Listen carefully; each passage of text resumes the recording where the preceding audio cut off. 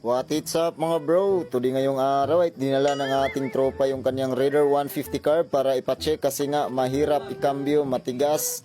Ito tips na rin to sa mga Raider 150 carb NFI kahit nakatamang adjust kayo sa kanyang clutch cable. Tingnan nyo.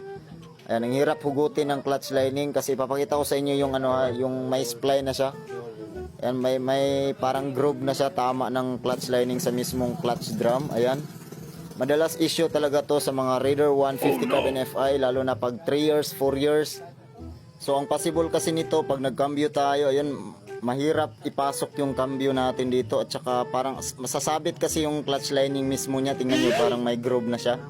Yung mismong clutch drum kahit nakatamang adjust kayo ng clutch cable nyo. Ayan, kapag nagpapalit kayo ng clutch lining, huwag nyo rin kalimutan ipacheck sa gumagawa para makita kasi nakailang Raider 150 carb NFI na akong binuksan.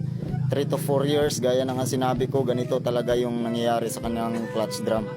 So ayan, tips na rin yan kasi may may clearance, aalog na yung mismong clutch lining niyan. Ayan, kaya po mahirap ipasok yung cambio, matigas kahit nakatamang adjust kayo ng cable. Kahit sa mga Wave XRM kaganito pa rin, pero madalas talaga to sa mga Raider 150 carb NFI. Tingnan nyo, ayan, parang sasabit siya sa mismong groove. So yun lang mga boss, tips yan.